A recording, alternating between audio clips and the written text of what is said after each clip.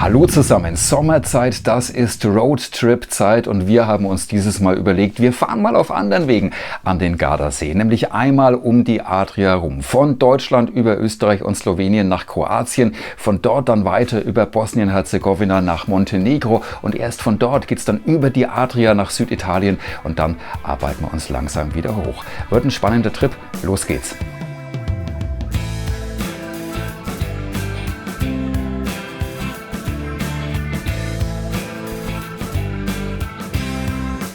Am Anfang heißt es Kilometer fressen.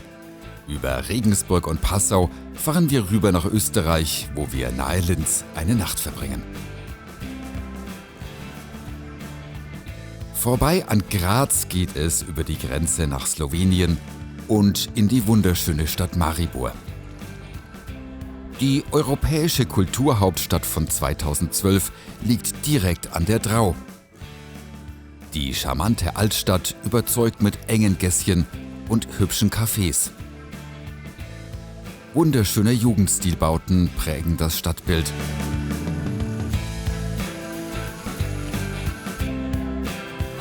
Die hübsche Promenade am Fluss lädt zum Flanieren ein.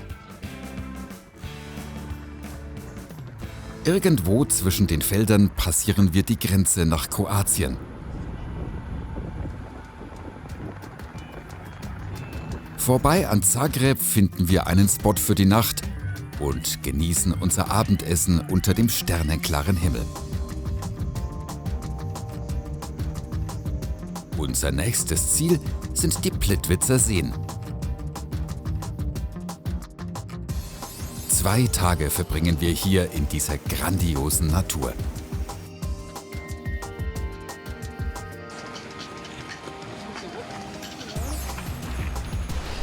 Die Plitvicer Seen mit diesen beeindruckenden Wasserfällen hinter mir und mit diesem kristallklaren türkisgrünen Wasser sind der größte Nationalpark Kroatiens, außerdem der älteste seiner Art in Südosteuropa. Und was noch dazu kommt, die UNESCO hat diesen Flecken Erde als einen der ersten ins UNESCO-Weltnaturerbe aufgenommen und das nach meiner Ansicht völlig zu Recht. Mehr durch Zufall stolpern wir abends in ein Dorffest. Natürlich feiern wir ordentlich mit.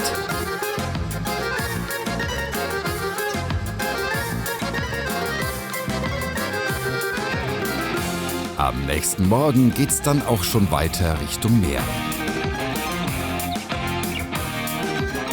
Wir finden einen traumhaften Spot auf der Insel Čiovo. Hier stehen wir direkt am Wasser.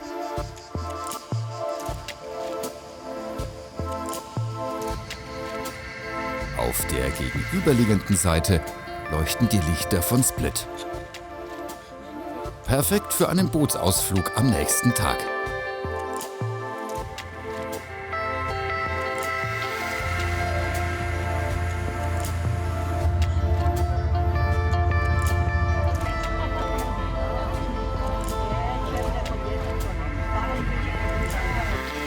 Die inoffizielle Hauptstadt Dalmatiens besteht in ihrem historischen Kern hauptsächlich aus dem Diokletianspalast und zählt seit 1979 zum UNESCO-Weltkulturerbe.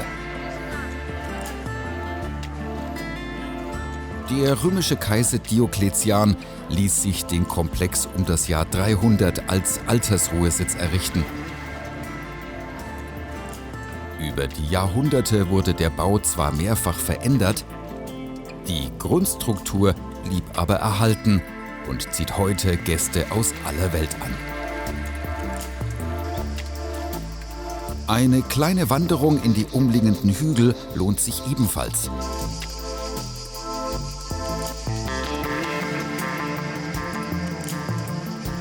Vom Aussichtspunkt Telegrin, westlich der Stadt im Marianpark, hat man einen wunderbaren Blick über die Stadt und den Hafen. Am Abend, zurück auf Čiovo, wird schon wieder gefeiert.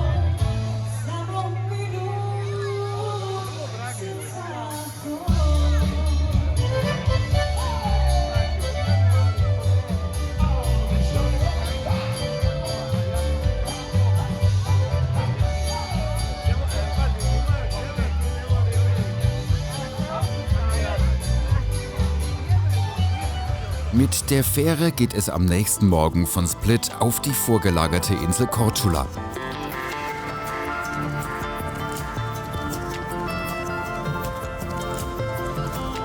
Nach einer entspannten, knapp 3-stündigen Fahrt legen wir im Hafen an. Die Insel empfängt uns mit einer wunderschönen Landschaft. Nach kurzer Suche finden wir einen etwas alternativen Spot unter Olivenbäumen. Entlang der Straßen gibt es ein malerisches Panorama und an fast jeder Ecke bekommt man den guten einheimischen Wein.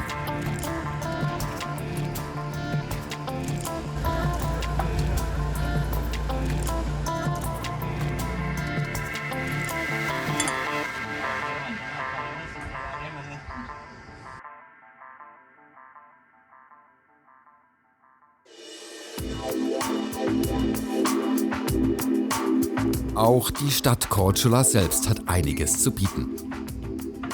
Da wäre zum einen die wunderschöne Altstadt mit ihrer venezianischen Architektur, aber auch mit einem berühmten angeblichen Sohn der Stadt wird geworben. Marco Polo soll hier geboren worden sein. Die Überlieferung ist allerdings nicht belegt und auch andere Städte beanspruchen dieses Highlight für sich. Ob nun die Familie von Marco Polo ursprünglich von hier kommt oder nicht, das sei mal dahingestellt. Die Polos sind auf jeden Fall nachweisbar bis zurück ins Jahr 971 in Venedig. Und ob irgendwann vorher ein ferner Vorfahr von Marco Polo von hier kam, ist eigentlich völlig wurscht. Das ist ein wunderschöner Flecken Erde, den sollte man sich so oder so nicht entgehen lassen.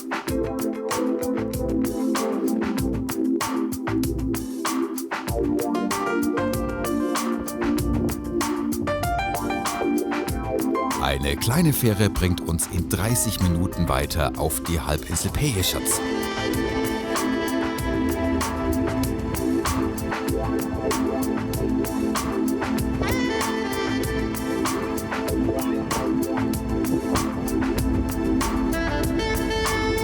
Wir schlagen unser Lager an einem Surferstrand auf. Es fühlt sich fast schon an wie am Gardasee, im Ziel unserer Reise.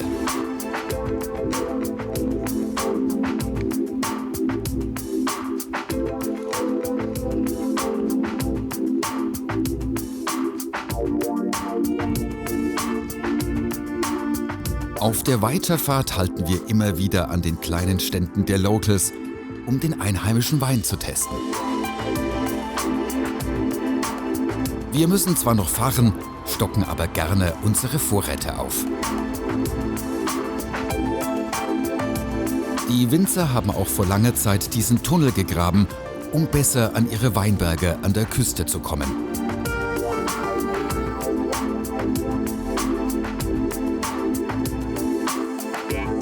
An der schmalen Landenge, die Pelješac mit dem Festland verbindet, entdecken wir mehr durch Zufall das Örtchen Ston. In einer großen Sardine wird hier seit der Antike Salz gewonnen. Aufgrund der strategischen Lage wurde hier im 14. Jahrhundert aber auch eine massive Festungsmauer errichtet. Mit 40 Türmen und einer Länge von 5 Kilometern ist sie die längste ihrer Art in Europa. Sogar Marathonläufe finden hier statt.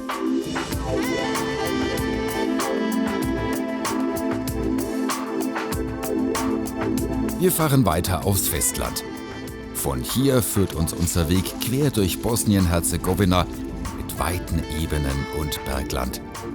Und schließlich erreichen wir Montenegro.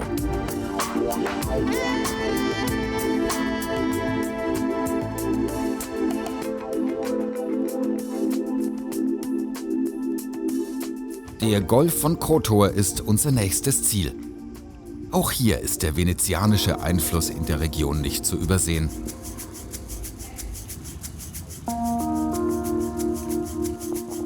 Diesen wunderbaren Ort möchten wir gern von oben sehen. Wir gönnen uns bei knapp 40 Grad die Gondel in die Berge und genießen vom Loftsjen aus das Panorama. Hier oben ist es gleich ein paar Grad kühler und man hat seine Ruhe.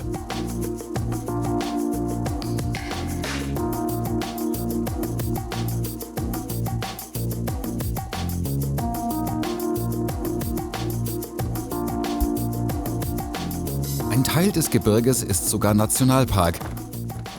Ein echtes Paradies für Wanderfreunde.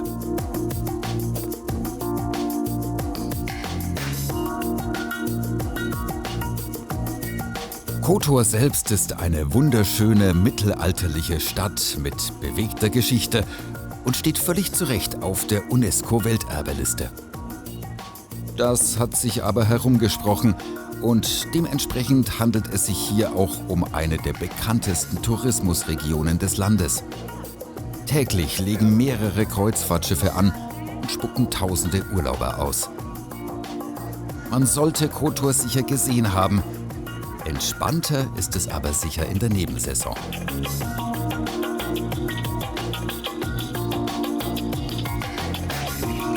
Auf der anderen Seite des Golfs, kurz vor der Grenze nach Kroatien, liegt das Städtchen Herceg Novi. Hier fühlen wir uns etwas wohler. Nicht ganz so überlaufen, leicht morbider Charme und etwas für Fitnessfans, denn hier gibt es Treppen,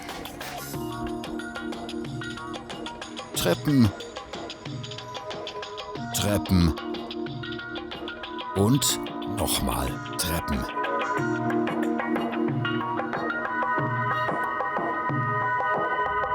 Von hier aus besuchen wir auch die Sehenswürdigkeiten an der Küste.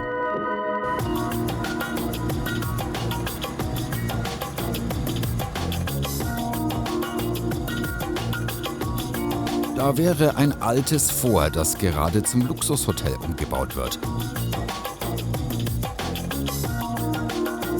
Oder die atmosphärische blaue Höhle, die zum Schwimmen einlädt.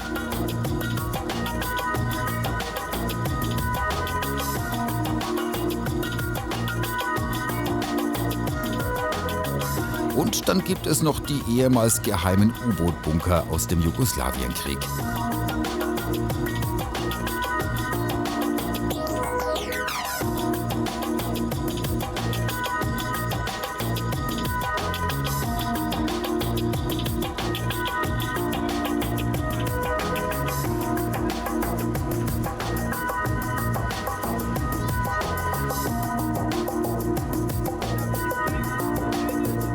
Am nächsten Tag erkunden wir das Hinterland von Montenegro.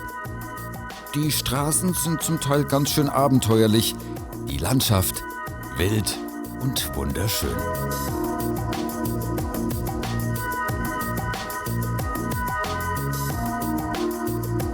Besonderes Highlight: der Skadasee. Der Skadasee ist von der Fläche her ungefähr vergleichbar mit dem Gardasee in Italien. Das war's dann aber auch schon mit den Gemeinsamkeiten, denn es führt keine Straße um den See. Das Ufer ist gerade mal an 2 Stellen erreichbar und die komplette montenegrinische Seite des Skardasees ist Nationalpark. Mittendurch führte dann auch noch die Grenze nach Albanien. Und wenn nach dem Winter die Schneeschmelze eintritt und das ganze Wasser hier runterrauscht, dann steigt der Pegel an. Durchschnittlich sind wir hier bei 3 bis 5 Meter Wassertiefe. Danach geht es hoch auf 6, 7 Meter. Und dann haben wir hier den größten See Südeuropas.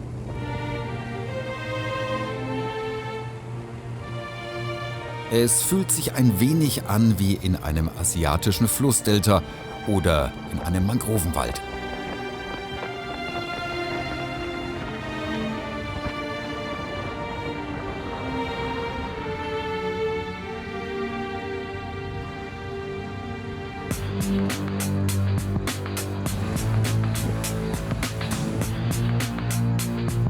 Auf diese grandiose Kulisse wollen wir natürlich anstoßen. Und auch hier, im montenegrinischen Hinterland, müssen wir nicht lange suchen.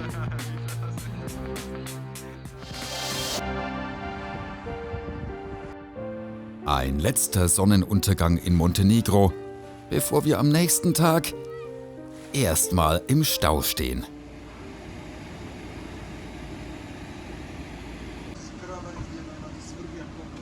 Tja, das ist eine echte Geduldsprobe hier. Wir sind um 9:30 Uhr in Perast losgefahren. Jetzt ist es 13 Uhr und wir haben gerade mal so knapp 30 Kilometer geschafft. Einen Kilometer vor uns, da ist die Grenze rüber nach Kroatien. Wir haben keine Ahnung, was die da treiben und was das so lange dauert. Ist ganz schön heiß hier. Wir sitzen hier alle und ölen vor uns hin. Aber es hilft ja nichts. Wir müssen und wir wollen rüber nach Kroatien. Weitere 2,5 Stunden später sind wir dann tatsächlich wieder in Kroatien und auf dem Weg nach Dubrovnik. Dubrovnik, das können wir übereinstimmend sagen, ist eine der schönsten Städte, die wir je gesehen haben. Die Plätze und Paläste, die Stadtmauer und die Herrenhäuser, der Hafen und die Gassen, schlichtweg überwältigend. Spätestens seit Game of Thrones hier gedreht wurde, ist die Stadt allerdings komplett überlaufen. Alle wollen das hier sehen. Aber auch hier finden sich mit etwas Geduld noch die kleinen, ruhigen Gässchen.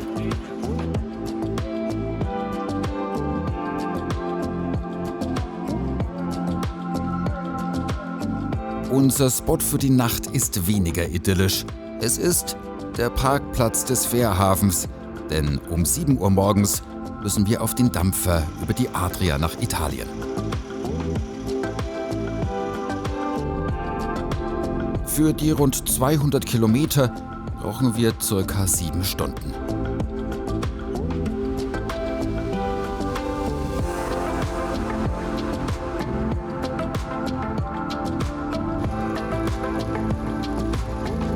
Wir schenken uns Bari und fahren vorbei an den Salinen von Margherita di Savoia in Richtung Gargano, dem Sporn an Italiens Stiefel.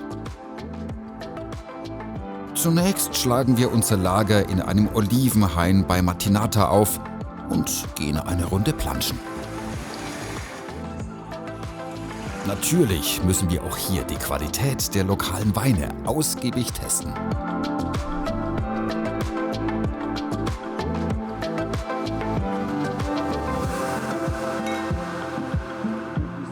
Der Nationalpark Gargano glänzt mit Natur pur. Hier gibt es wilde grüne Berge, einsame Strände und die spektakulären weißen Kreideklippen.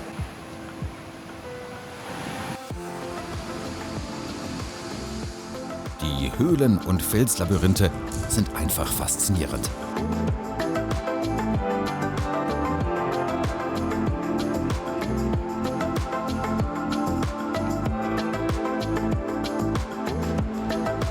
Ein paar Kilometer weiter schrecken uns die Sonnenschirmgeschwader ab. Das ist so gar nicht unser Fall. Da wäre die Entspannung ganz schnell flöten. Wir finden einen Spot an einem kleinen See im Hinterland. Hier stehen nur wenige Camper.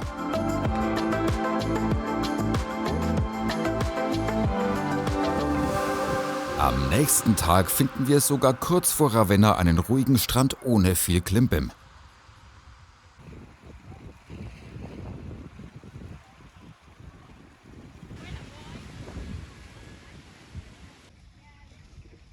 Kurze Stärkung und dann zum Abendspaziergang nach Ravenna.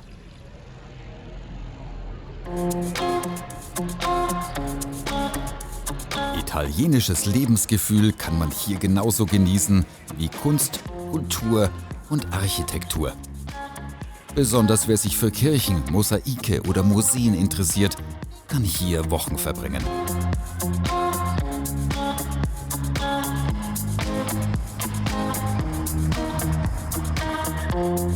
Wir fahren weiter ins Landesinnere, ins kulinarische Zentrum Italiens.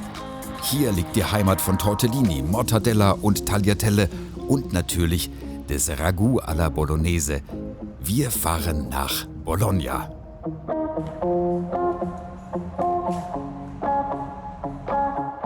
Unter den typischen unzähligen Arkaden laufen wir ins Zentrum. Hier steht die Basilika San Petronio. Hier plätschert der Neptunbrunnen.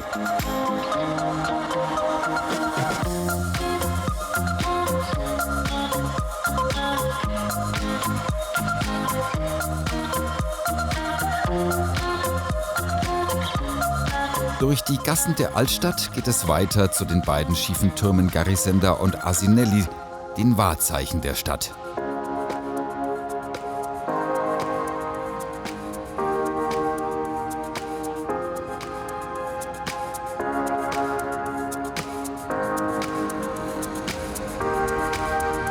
Auf der Suche nach einem Platz für die Nacht werden wir in der Po-Ebene zwischen Modena und Mantua fündig.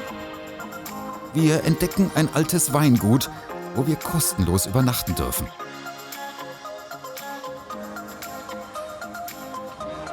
Im Gegenzug erstehen wir ein paar Flaschen Wein und fahren am nächsten Tag weiter Richtung Norden.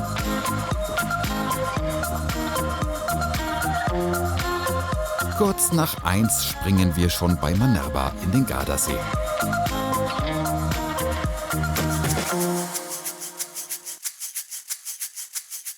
Am Westufer entlang geht es weiter Richtung Norden und bei Limone rauf in die Berge.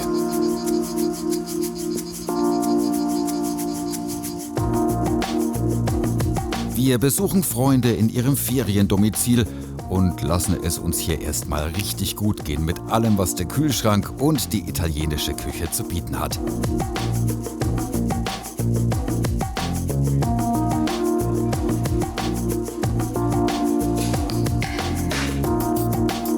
Am nächsten Tag heißt es dann schon Abschied nehmen. Eine letzte Wanderung, ein letzter Blick auf die Berge, eine letzte Brise Sommerwind, bevor es zurück nach Deutschland geht.